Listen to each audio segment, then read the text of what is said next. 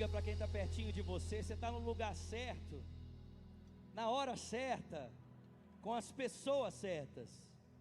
Diga para ele: quando esse culto terminar, o seu cálice vai transbordar. Alguém crê nisso aqui? Diga glória a Deus. Pode se assentar. Glória a Deus. Que prazer estar aqui essa noite.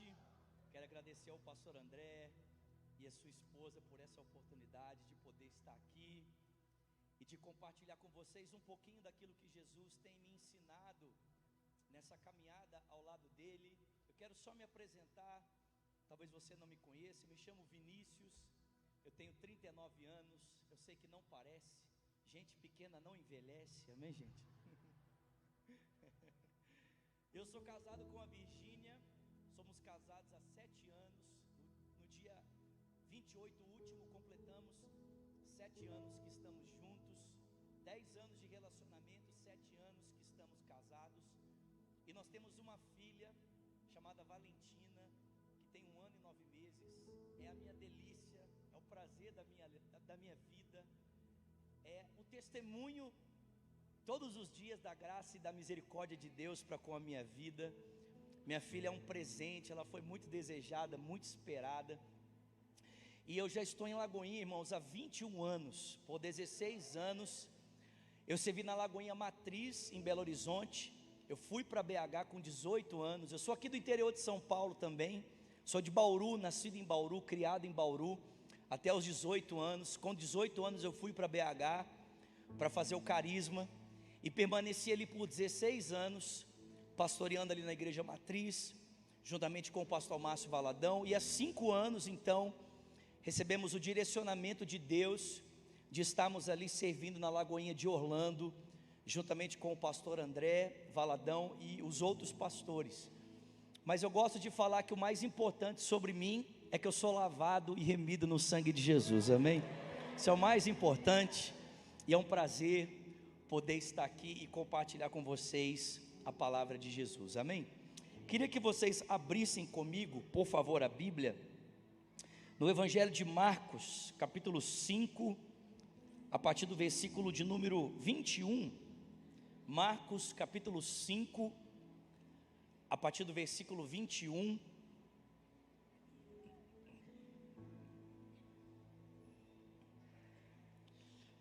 diz assim a palavra do Senhor Jesus. Evangelho segundo escreveu Marcos, capítulo 5, versículo 21, diz assim: tendo Jesus voltado de barco para outra margem, uma grande multidão se reuniu ao seu redor, enquanto ele estava à beira do mar.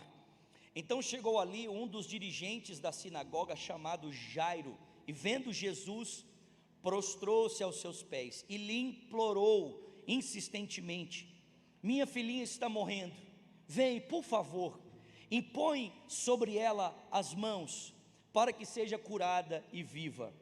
E Jesus foi com ele, e uma grande multidão o seguia e o comprimia, e estava ali também uma certa mulher que havia 12 anos vinha sofrendo de uma hemorragia. Ela padecera muito sob o cuidado de vários médicos, gastara tudo o que tinha, mas ao invés de melhorar, piorava. Quando ouviu falar de Jesus, chegou por detrás dele, no meio da multidão, e tocou no seu manto, porque ela pensava: se tão somente eu tocar em seu manto, eu ficarei curada. E imediatamente cessou a sua hemorragia, e ela sentiu no seu corpo que estava livre do seu sofrimento. E no mesmo instante Jesus percebeu que dele havia saído poder, virou-se para a multidão e perguntou: quem tocou em meu manto? Responderam seus discípulos: vês a multidão aglomerada ao teu redor e ainda perguntas: quem tocou em mim? Mas Jesus continuou olhando ao seu redor para ver quem havia feito aquilo. Então a mulher, sabendo o que lhe tinha acontecido, aproximou-se, prostrou-se aos seus pés e, tremendo de medo, contou-lhe toda a verdade. Então ele lhe disse: filha, a sua fé te curou. Alguém pode dar uma glória a Deus por isso? Vai em paz e fica livre do seu sofrimento. Deixa eu abrir um parênteses aqui antes de continuar lendo o texto. Meu irmão, de um jeito ou de outro, Paulo vai dizer para mim e para você que todo joelho se dobrará e toda língua confessará que Jesus Cristo é o Senhor, amém? Mas nessa noite nós temos a oportunidade de, ou como Jairo, ou como essa mulher, encontrarmos um lugar aos pés de Jesus. Não é essa a minha mensagem, amém? Mas isso é algo que Deus falou comigo aqui agora, amém, gente? É pão fresquinho, amém, irmãos? Quem que é pão fresquinho aqui? O texto fala de duas pessoas prostradas em situações distintas. Primeiro, o texto fala de Jairo prostrado junto aos pés de Jesus para pedir socorro em prol da sua família, em prol da sua filha. Jairo encontrou um lugar junto aos pés de Jesus para procurar socorro, para procurar ajuda.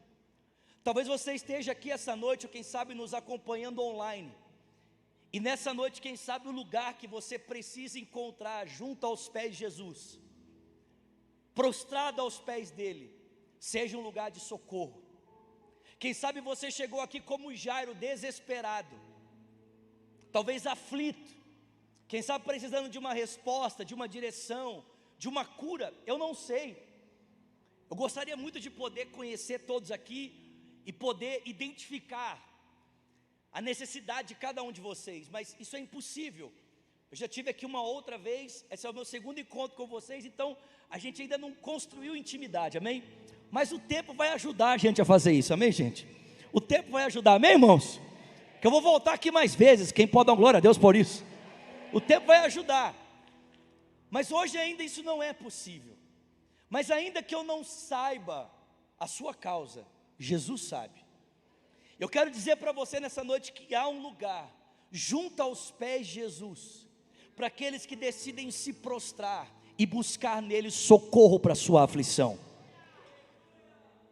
O escritor aos Hebreus diz que eu e você podemos nos aproximar do trono da graça, para encontrarmos bondade e misericórdia, no tempo que se chama hoje, e resposta para as nossas aflições.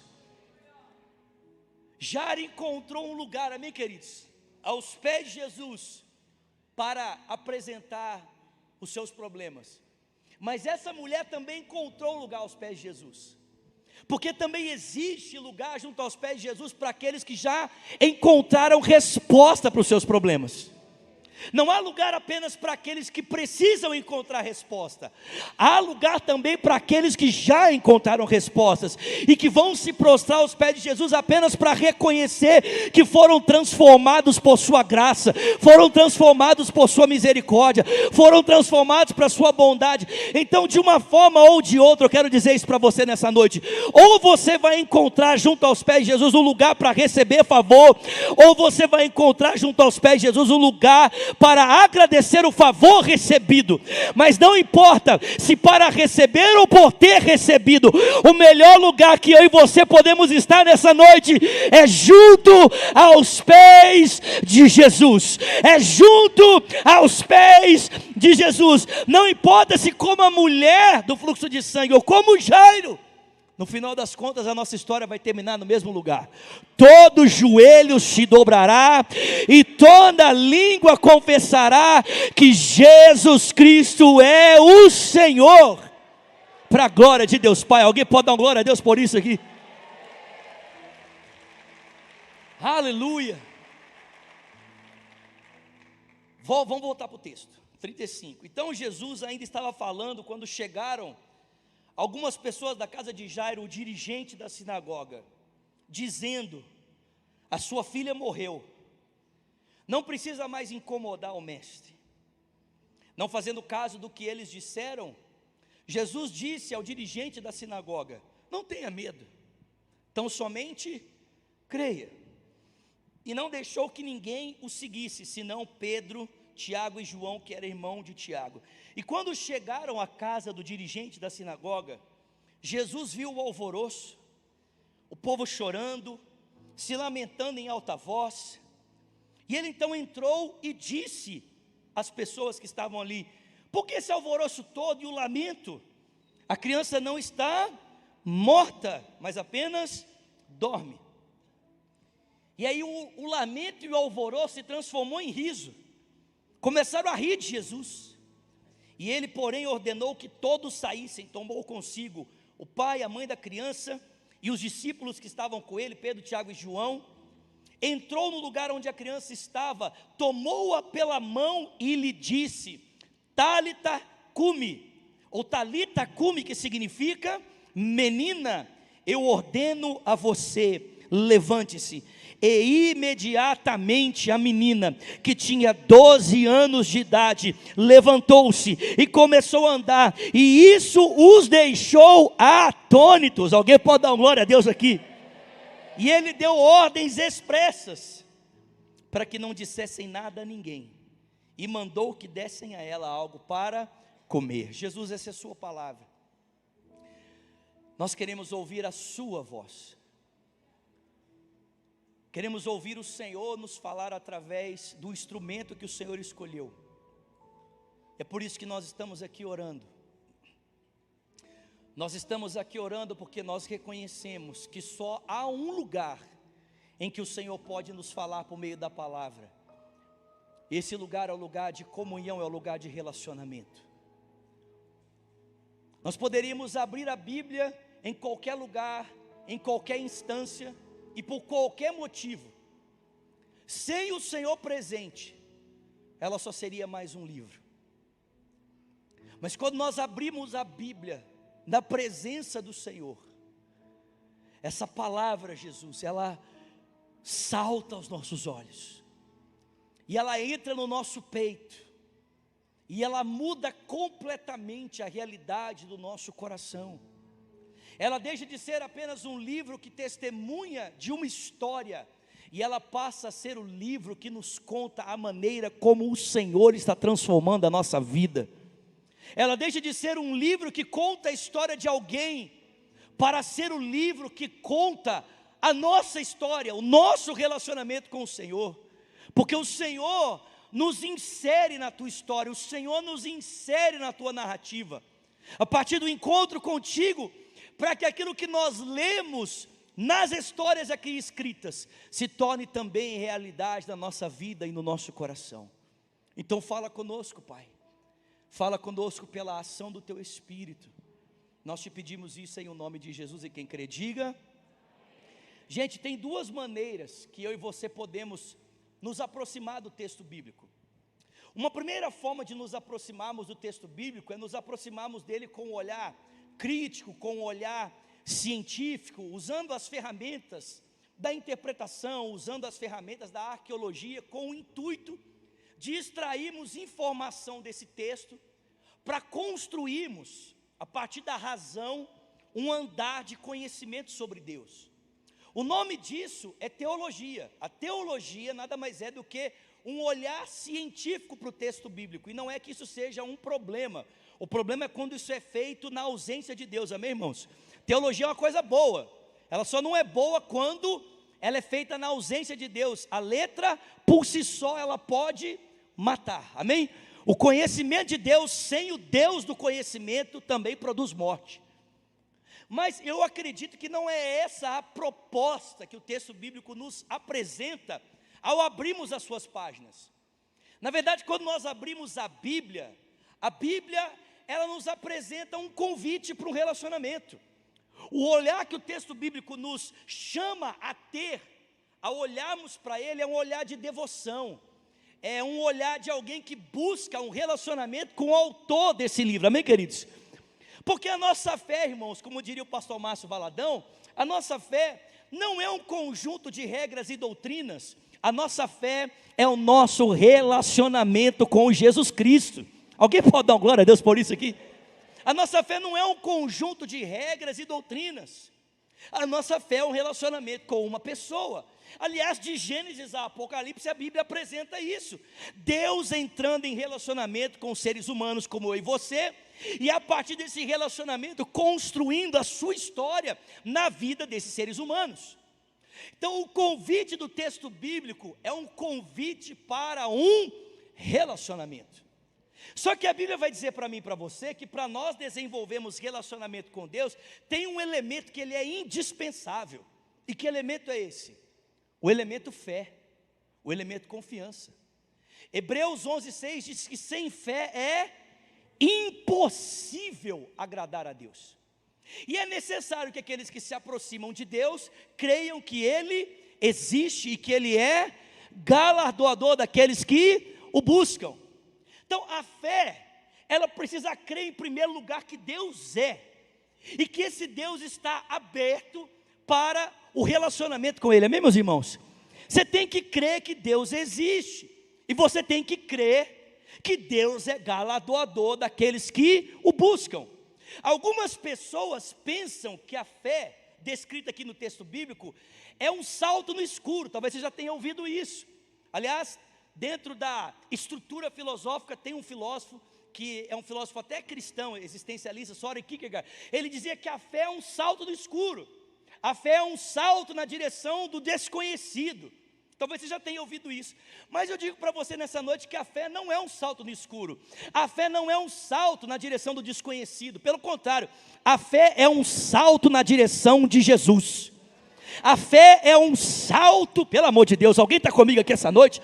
A fé é um salto na direção de Deus. Ou seja, a partir do convite ouvido por Jesus, eu decido confiar nele, e então eu salto nos seus braços, para poder desenvolver um relacionamento profundo e significativo, que vai transformar a minha vida, vai transformar a minha história. Tem alguém comigo aqui? Talvez você que é pai, e você que é mãe está aqui, você já tenha vivido essa experiência. Há poucos dias atrás eu tenho feito isso muito com a minha filha, porque agora ela está grandinha, ela está correndo, e aí eu falo para ela: filha, coloca ela num lugar mais alto, né? Como eu sou pequeno, não precisa ser assim tão alto. Eu falo: filha, salta, salta. E ela vem, né? E pula. E a pergunta é: por que a Valentina faz isso? Por que a Valentina não mensura o risco e se lança na direção do convite? Eu digo para você: porque ela conhece o caráter de quem está chamando. Tem alguém comigo aqui essa noite? Irmão, presta atenção, a fé não é um salto do escuro, a fé é a decisão de confiar no convite de quem está chamando do outro lado, é a convicção da existência e do caráter de Deus, e a decisão de confiar nisso até as últimas consequências. Pelo amor de Deus, tem alguém comigo aqui? E nesse texto que nós acabamos de ler, nós vamos encontrar aqui pelo menos 3 maneiras como a fé, essa fé que se lança num relacionamento com Jesus, essa fé pode se expressar. De que maneira a fé se expressa? Essa fé que é posta em Jesus para desenvolver um relacionamento profundo com Ele, de que maneira essa fé se expressa? E em primeiro lugar, o texto mostra para mim e para você que a fé se expressa como um risco. Só para você ficar me amando muito, amém? Que eu sei que vocês adoram fazer isso. Diga para quem está do seu lado. A fé se expressa como um risco. Quantos aqui estão me amando mais nessa noite? Diga amém. A fé se expressa como um risco. E por que eu digo isso? Em primeiro lugar, eu digo isso pelo próprio Jairo. Você tem que lembrar que o texto bíblico mostra para mim e para você que Jairo era o dirigente de uma sinagoga. Em outras palavras, eu poderia dizer que ele era o pastor de uma igreja judaica, que ensinava a religião judaica. E você sabe que o movimento religioso no tempo de Jesus não tinha nenhum tipo de apreço por ele, pelo contrário. Foi esse movimento que começou toda a conspiração, e depois posteriormente envolveu a política, e posteriormente envolveu a sociedade civil como um todo, para levar o Nazareno a ser crucificado, amém, queridos? Jairo fazia parte desse movimento, de um movimento que estava tentando, com as suas bases religiosas, mover a política e a sociedade civil para levar o Nazareno até a cruz. Vale lembrar que outras pessoas dentro desse movimento religioso tentaram se encontrar com Jesus antes. Alguns por medo não o fizeram, e outros para preservar a sua reputação, fizeram isso de madrugada. Exemplo, Nicodemos, quando foi encontrar com Jesus, não encontrou a luz do dia onde poderia ser visto por todos, mas foi encontrar-se com Jesus à meia-noite. Por que fez isso? Porque não queria correr o risco de ser visto na companhia de Jesus, e isso trazer implicações religiosas para o seu presente e futuro.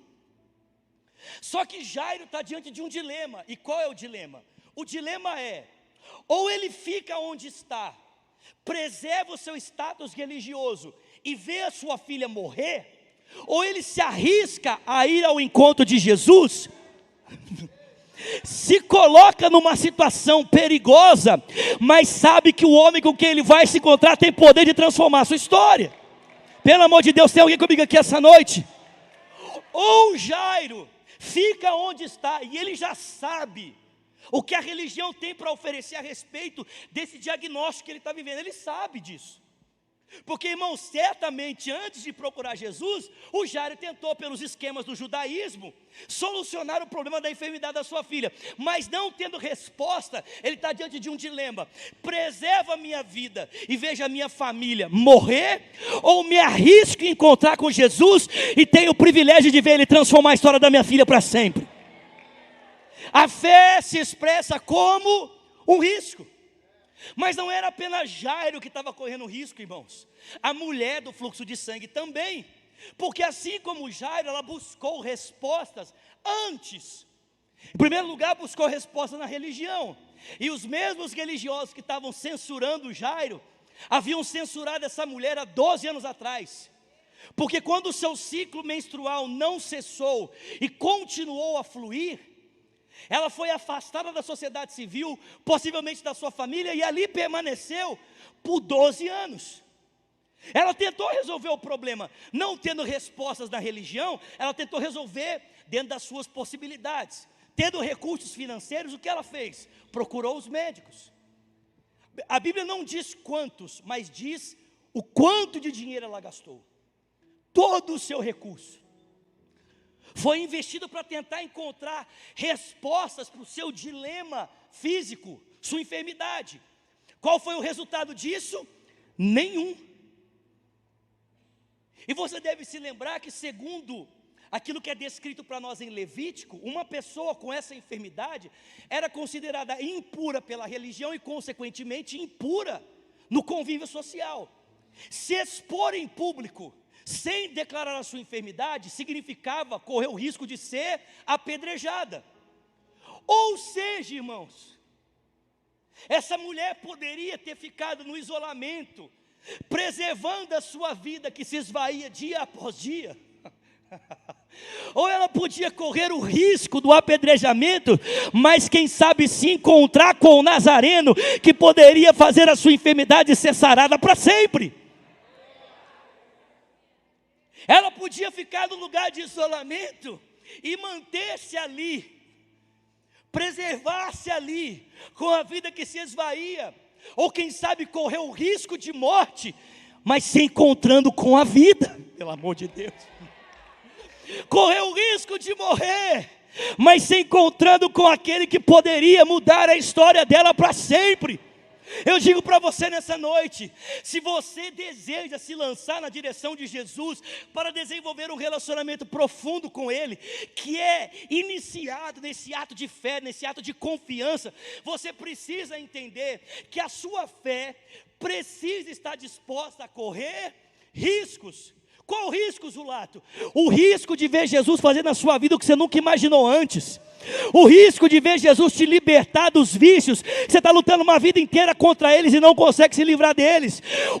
O risco de ver Jesus fazer na sua família o que você nunca imaginou que Ele podia fazer. O risco de ver Jesus curar você dessa enfermidade que todos os médicos já te desenganaram. A fé está disposta a correr riscos. Alguém pode dar glória a Deus por isso? Aleluia. Segundo, a fé não apenas está disposta a correr riscos, a fé também está disposta a perseverar. Fala comigo. Mais uma vez. Por que eu digo isso? Bom, primeiro pela mulher. 12 anos lutando contra uma enfermidade. 12 anos buscando respostas. E gente, para alguém que é como essa mulher, né? Acho que essa mulher tinha um pouco de brasileiro dentro dela. Sou brasileiro e não desisto nunca.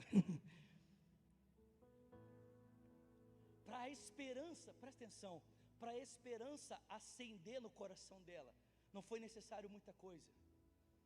Foi necessário apenas uma coisa. Ela ouviu falar de Jesus. Eu vou repetir isso, amém? Para essa mulher que estava desenganada pela medicina, para essa mulher que estava isolada pela religião, para essa mulher que estava possivelmente esquecida pela sociedade civil, acender a esperança de sair do estado de isolamento, da condenação da religião e retomar a sua vida, retomar a sua realidade perdida por causa da enfermidade, não precisou de muita coisa, ela só precisou de uma única coisa. A Bíblia diz que ouvindo falar de Jesus, ela decidiu: se tão somente eu tocar na orla das suas vestes, eu sei que eu ficarei sarada. Eu sei. Gente, não tem nada que seja mais eficiente para tirar alguém da desesperança e conectá-lo à esperança do que ouvir falar de Jesus. Nós precisamos de mais esperança nos nossos púlpitos, e para isso nós precisamos de mais de Jesus nos nossos discursos. Por que muitas vezes a igreja parece sem esperança diante dos problemas do Brasil? Por que a igreja parece tão sem esperança diante da política nacional? Irmão, presta atenção, nós somos o povo que carrega a esperança no peito, porque nós sabemos que o nosso destino presente ou futuro não depende de um governante, de uma estrutura social ou política. O nosso futuro está nas mãos de Jesus. Ele é a nossa esperança. Eu sei em quem tenho crido, e eu sei que por fim Ele se manifestará sobre a terra. Alguém pode dar glória a Deus por isso? Esperança. Encare a realidade do Brasil com esperança, meu irmão. Por que, Zulato? Por causa de Jesus. Jesus. Mas eu não vejo perseverança apenas nessa mulher, eu vejo perseverança principalmente em Jairo. Eu não sei se você é pai, mas pense no contexto de Jairo. Escolher sair do seu lugar de segurança e expor-se publicamente para pedir socorro a Jesus. E Jesus prontamente olha com misericórdia para esse homem e atende ao seu pedido de socorro, e ele começa a caminhar juntamente com Jairo em direção à sua casa. Há 2 anos atrás eu estive lá nesse lugar, próximo do mar da Galileia, aonde era a sinagoga que Jairo havia construído e a sinagoga que ele presidia. Eu estive lá, gente, eu vi a sinagoga. Existem ali ainda os registros arqueológicos do lugar. A casa aonde Jairo morava era muito próxima da sinagoga, aproximadamente 3 quilômetros. Mas era uma viela estreita, porque era um pequeno vilarejo. E tinha muita gente, ou seja, um trecho que seria facilmente feito em 10 minutos no máximo, com a multidão que se aglomerava, se tornou muito mais trabalhoso. Mas Jairo estava ali, paciente, esperando, até que a Bíblia diz que no meio do caminho uma mulher toca na hora do manto de Jesus e Jesus para. Eu fico imaginando a ansiedade de Jairo, olhando para Jesus parado e pensando na filha dele, que está à beira da morte, e pensando talvez com ele: por que esse homem parou? Por que esse homem parou? Será que ele não sabe da minha urgência? De repente Jesus vira para os discípulos e diz: alguém me tocou. Aí os discípulos, mais ou menos como a gente faria, olha para Jesus e fala assim: não, sério? Novidade. Sério? Alguém te tocou? Jesus, você não está vendo, não, olha a sua volta. O senhor não vê que a multidão te aperta? Como é que o senhor diz: alguém me tocou? E aí Jesus, como alguém que tem misericórdia, se propõe a explicar e fala: não, gente, eu não estou falando que mais alguém me tocou, eu estou dizendo que alguém me tocou de maneira diferente, porque eu saí poder de mim e tocar a vida dessa pessoa. E eles estão ali tentando encontrar quem é essa pessoa. E de repente a mulher que sabia o que lhe havia acontecido se prostra e confessa tudo. E a pergunta é: por que Jesus parou? Muito simples, porque era necessário o testemunho público da cura daquela mulher para que ela fosse restituída. Sem o testemunho público da evidência do milagre, ela poderia correr o risco de ser cerceada mais uma vez pela religião. Mas agora, diante do testemunho público do médico dos médicos, o doutor Rafá, o Senhor Jesus Cristo, aquela mulher estava apta para voltar para a vida dela diante de todas as pessoas. E o cortejo então vai retomar a sua marcha, quando de repente chegam pessoas do outro lado, talvez passando entre as pessoas ali, e viram para Jairo e dizem para ele: Jairo, não precisa incomodar mais o mestre não, porque a sua filha que estava terrivelmente doente, agora ela está morta. Eu pergunto para você que é pai e mãe que está aqui, ou quem sabe você que não é pai, você que não é mãe, mas você que ama muito alguém, qual seria a sua reação diante dessa notícia? Como você reagiria diante desse relato? Você foi atrás de Jesus procurando respostas para a saúde da sua filha, porque ela está terrivelmente doente, mas agora o relato que se aproxima não é que ela está enferma, é que ela morreu. Como você reagiria? A Bíblia diz que Jesus olha para Jairo e diz assim para ele: Jairo, esquece o que os outros estão falando, foca os seus olhos em mim e fica comigo. Olha para alguém que está pertinho de você, desculpa gente, olha para alguém pertinho de você e fala para ele: meu irmão, foca os seus olhos em Jesus. Fala para ele: foca os seus olhos em Jesus. Fala para ele: esquece tudo e fica com ele. Gente, presta atenção. Sabe qual é o nosso erro? Presta atenção, vocês estão comigo aqui? É que muitas vezes nós pensamos que a nossa fé é o fator determinante para até onde Jesus pode ir. A gente pensa assim: é a minha fé que vai determinar até onde Jesus deseja ir. E sabe de uma coisa? Quando Jairo procurou Jesus, a fé dele estava disposta a caminhar com Jesus até a cura. Amém, queridos? Para Jairo, a fé dele estava disposta a ir com Jesus até a cura da sua filha. Só que é como se Jesus estivesse olhando para Jairo e dizendo assim para ele: Jairo, não é a sua fé que determina até onde eu posso ir, sou eu que digo até onde a sua fé tem que ir, Jairo. Não é a sua fé que determina o meu caminho, sou eu que determino até onde a sua fé precisa caminhar.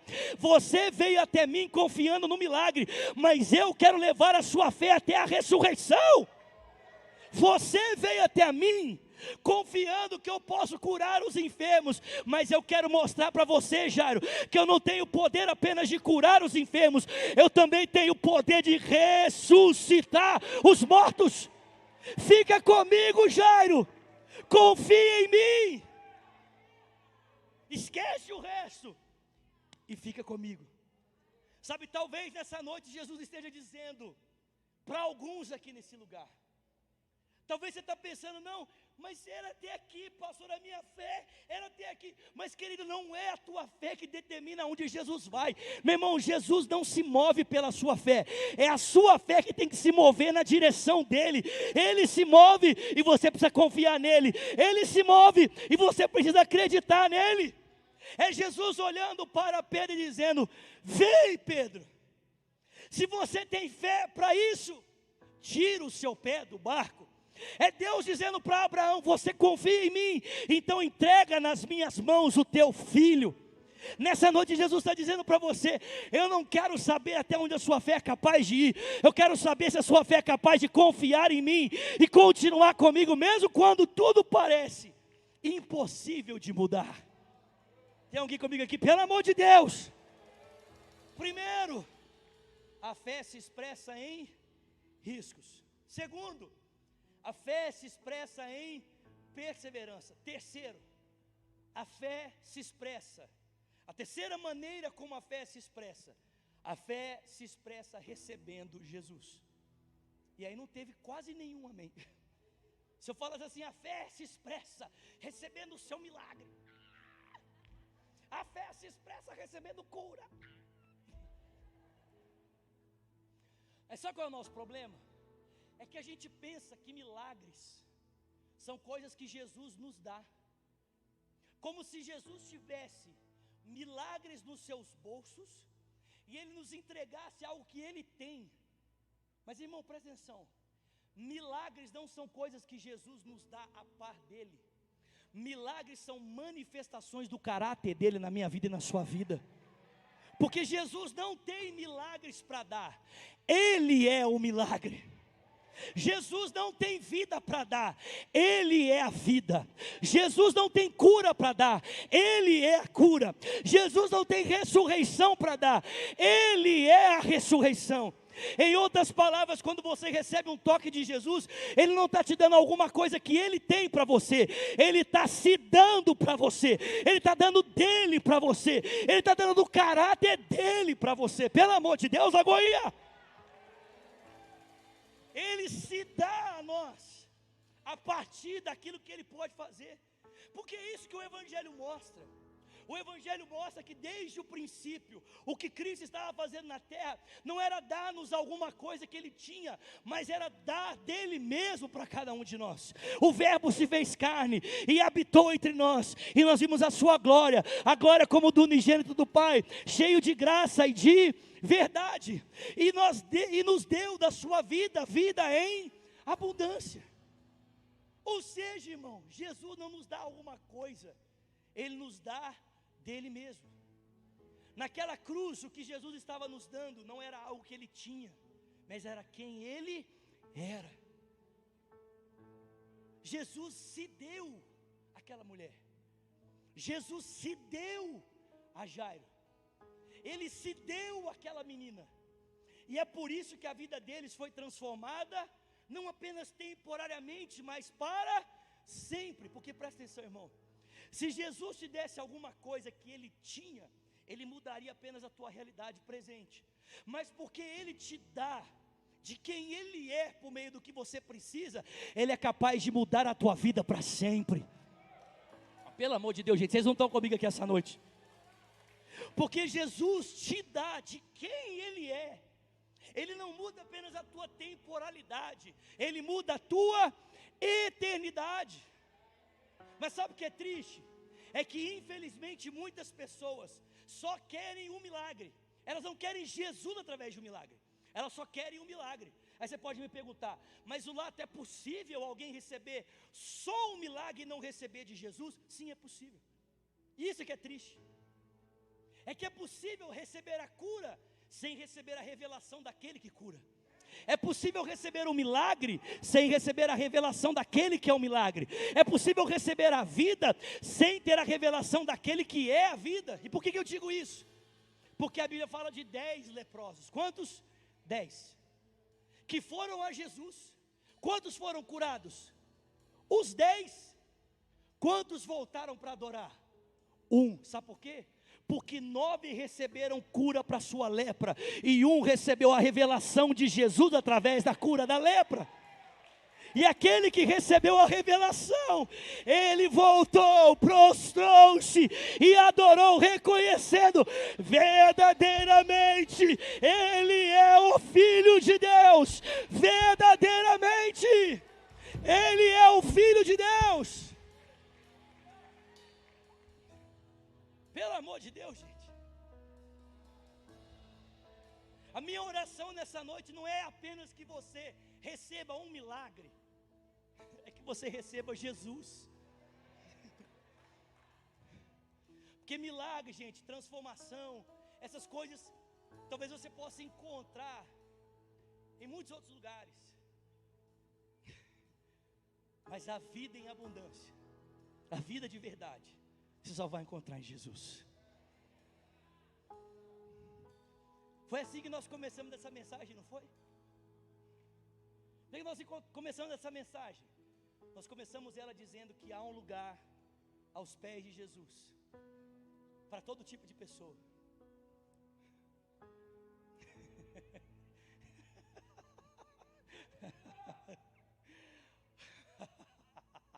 Há um lugar aos pés de Jesus para todo tipo de gente. para gente que está necessitada, ou para gente que já recebeu graça. Mas não importa quem você seja, se o necessitado ou o agraciado, o importante é que você termine nesse mesmo lugar, aos pés de Jesus, reconhecendo que Ele é tudo o que você precisa. Ele é tudo. Jesus não é alguma coisa que você precisa, Ele é tudo que você